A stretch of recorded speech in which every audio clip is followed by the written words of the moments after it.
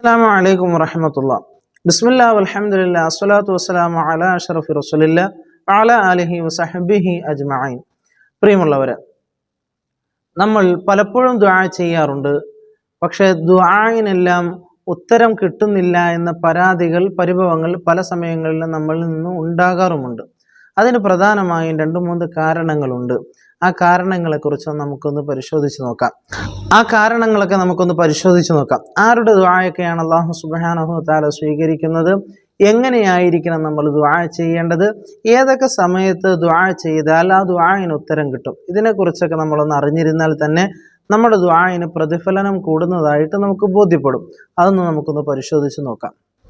പ്രിയമുള്ള മുഅ്മിനീങ്ങളെ, പരിശുദ്ധ ഖുർആൻ അല്ലാഹു സുബ്ഹാനഹു വ തആല പറയുന്നുണ്ട്, ഇദാ സഅലക ഇബാദി അന്നി ഫഇന്നി ഖരീബ് ഉജീബു ദഅവതദ് ദാഇ ഇദാ ദഅാനി ഫൽയസ്തജീബു ലി വൽയുഅ്മിനു ബി ലഅല്ലഹും യർഷുദൂൻ. ഇദാ സഅലക ഇബാദി, എൻ്റെ ദാസൻ അങ്ങയോട് ചോദിച്ചാൽ, അന്നി എന്നെക്കുറിച്ച് ചോദിച്ചാൽ അവരോട് താങ്കൾ പറഞ്ഞു കൊടുക്കുക, ഫഇന്നി ഖരീബ്, ഞാൻ അവരുടെ സമീപത്ത് തന്നെയുണ്ട്. നമ്മുടെ സമീപത്ത് തന്നെ ഉള്ള അള്ളാഹുവിനെ നമ്മൾ വിളിക്കുമ്പോൾ നമ്മുടെ ദുആഇന് ഉത്തരം കിട്ടാത്തത് എന്താണ് എന്നതിനെ കുറിച്ചുള്ളതായ സംശയമാണ് പല സമയങ്ങളിലും നമ്മളിൽ നിന്നുണ്ടാവാറുള്ളത്. അപ്പോൾ എൻ്റെ സമീപത്ത് തന്നെ ഉള്ള അള്ളാഹുവിനെ ഞാൻ വിളിച്ചിട്ട് എനിക്ക് ഉത്തരം കിട്ടാത്തത് എന്താണ് എന്നുള്ളതിൻ്റെ ഒരു ആശങ്കയാണ് പല സമയങ്ങളിലും നമ്മെ മതിക്കുന്നത്. ഖുർആൻ ഇങ്ങനെയാണ് പറയുന്നത്, ഉജീബു ദഅവത ദാഇ ഇദാ ദഅാനി, ചോദിക്കുന്നവന്റെ ചോദ്യത്തിന് ഞാൻ ഉത്തരം നൽകും. അതായത് പ്രാർത്ഥിക്കുന്നവന്റെ പ്രാർത്ഥനയ്ക്ക് ഞാൻ ഉത്തരം നൽകും. ഇദാ ദഅാനി, എന്നോടവൻ ചോദിച്ചാൽ. ഒരു നിബന്ധനയുണ്ട്, വെറുതെ അല്ലാഹു സുബ്ഹാനഹു വ തആല ഒന്നും നൽകില്ല. നൽകണമെങ്കിൽ അള്ളാഹുവിനോട് നിരന്തരം ചോദിച്ചുകൊണ്ടിരിക്കണം. നമ്മൾ എപ്പോഴും പറയാറുള്ളതായ ഒരു വാക്കാണല്ലോ, കരയുന്ന പൂച്ചയ്ക്കാണ് ഭക്ഷണമുള്ളത് എന്ന് പറഞ്ഞതുപോലെ നമ്മൾ നിരന്തരം അള്ളാഹുവിനോട് ചോദിച്ചാലാണ് നമുക്ക് ആ ദുആഇന് ഉത്തരം കിട്ടുക. അപ്പൊ എങ്ങനെയായിരിക്കണം ദുആ ചെയ്യേണ്ടത് എന്നുള്ളത്, അല്ല എങ്കിൽ ആരുടെ ദുആയാണ് അല്ലാഹു സുബ്ഹാനഹു വ തആല സ്വീകരിക്കുന്നത് എന്നുള്ളത്, എപ്പോഴൊക്കെ ആയിരിക്കണം നമ്മൾ ദുആ ചെയ്യേണ്ടത്, ഏത് സമയമായിരിക്കണം ദുആഇന് വേണ്ടി തിരഞ്ഞെടുക്കേണ്ടത് എന്നുള്ളത്, ഈ 3 കാര്യങ്ങളെക്കുറിച്ച് നമ്മളൊന്ന് മനസ്സിലാക്കിയിരിക്കുക. ഒന്നാമതായി, ആരുടെ ദുആയാണ് അല്ലാഹു സുബ്ഹാനഹു വ തആല സ്വീകരിക്കുന്നത്? ഹദീസുകളിൽ കാണാം, ദുആഉൽ മദ്ലൂമി അലാ മൻ ളലമ, അക്രമിക്കെതിരിൽ അക്രമിക്കപ്പെട്ടവന്റെ ദുആഇന് അല്ലാഹു സുബ്ഹാനഹു വ തആല പെട്ടെന്ന് ഉത്തരം നൽകുന്നതായി കാണാം. അതുകൊണ്ട് ആരെയും അകാരണമായും കാരണം കൂടിയും ബുദ്ധിമുട്ടിക്കാൻ നിൽക്കരുത്. ആക്രമിക്കുന്നൊരു സ്വഭാവം ഉണ്ടായാൽ നമുക്ക് നമ്മുടെ ജീവിതത്തിൽ അത് വളരെ ദോഷമായി ബാധിക്കും. അവരുടെ ദുആഇന് അല്ലാഹു സുബ്ഹാനഹു വ തആല ജാതിയെന്നില്ല, മതമെന്നില്ല, അവരുടെ ദുആഇന് ഉത്തരം അല്ലാഹു സുബ്ഹാനഹു വ തആല കൊടുക്കും. അതുകൊണ്ട് അത് ശ്രദ്ധിക്കുക. അതുപോലെ തന്നെയാണ് ദുആഉൽ വാലിദൈൻ, മാതാപിതാക്കളുടെ ദുആ അല്ലാഹു സുബ്ഹാനഹു വ തആല സ്വീകരിക്കുന്നതായ ഒരു ദുആയാണ്. അതുപോലെ തന്നെ ദുആഉ സായിമി ഇൻദ ഫിത്രതിഹി, നോമ്പുകാരൻ നോമ്പ് തുറക്കുന്നതായ സമയത്ത് ചെയ്യുന്നതായ ദുആ അല്ലാഹു സുബ്ഹാനഹു വ തആല സ്വീകരിക്കുന്നതാണ്. അതുപോലെ തന്നെ മറ്റൊരു ദുആയാണ് ദുആഉൽ ഉലമാഇ വസ്സാലിഹീൻ വൽ ഔലിയാഇ, അതെല്ലാം ആ കാറ്റഗറിയിൽ പെടും. സ്വാലിഹീങ്ങളുടെ, ഉലമാക്കളുടെ, ആലിമീങ്ങളുടെ, ഉസ്താദന്മാരുടെ, മറ്റ് ഔലിയാക്കളുടെ എല്ലാം ദുആ അതിൽപ്പെടും. സയ്യിദന്മാരുടെ ദുആയൊക്കെ അതിൽപ്പെടും. ഇവരുടെ ദുആ എല്ലാമാണ് അല്ലാഹു സുബ്ഹാനഹു വ തആല സ്വീകരിക്കുന്നത്. അതായത് നമ്മൾ ഒരാളോട് ദുആ ചെയ്യാൻ പറയുമ്പോൾ ആ ദുആ ചെയ്യാൻ പറയപ്പെടേണ്ടതായ ആളുകളിൽ ഏറ്റവും മുന്തി നിൽക്കുന്നത് നമ്മുടെ മാതാപിതാക്കൾ തന്നെയാണ്. ഇനി എങ്ങനെയായിരിക്കണം ദുആ ചെയ്യേണ്ടത്? എപ്പോഴും റജാ ഉണ്ടാകണം, എപ്പോഴും പ്രതീക്ഷാ നിർഭരനായ നിലയിലായിരിക്കണം നമ്മൾ ദുആ ചെയ്യേണ്ടത്. പ്രതീക്ഷയോടുകൂടി ദുആ ചെയ്താൽ അല്ലാഹു സുബ്ഹാനഹു വ തആല ആ ദുആഇന് ഉത്തരം നൽകും. അതുപോലെ തന്നെ ഇഖ്ലാസ് ഉണ്ടായിരിക്കണം. ഇഖ്ലാസോടുകൂടെ തന്നെ നമ്മൾ ദുആ ചെയ്താൽ ആ ദുആഇന് ഉത്തരമുണ്ടാകും.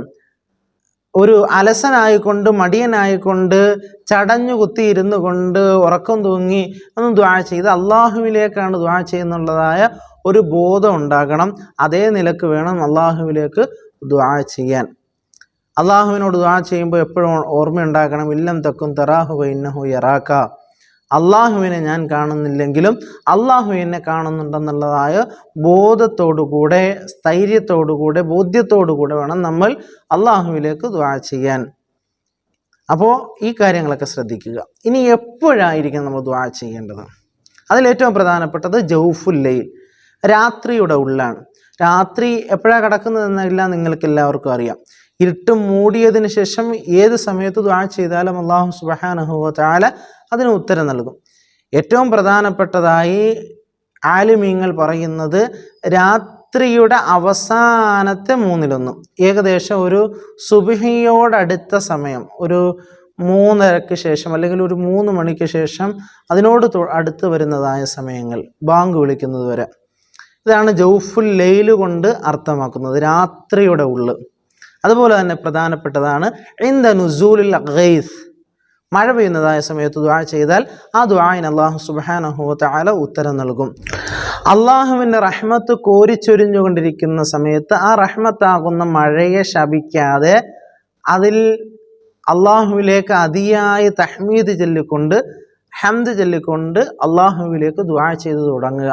അങ്ങനെ വരുമ്പോൾ നമ്മുടെ ദുആഇന് ഉത്തരം കിട്ടുന്നതായിട്ട് നമുക്ക് ബോധ്യപ്പെടും. മറ്റൊന്നാണ് ഇൻദ ഹാലത്തി സുജൂദ്, സുജൂദ് ചെയ്യുന്നതായ സമയത്ത് ചെയ്യുന്നതായ ദുആ.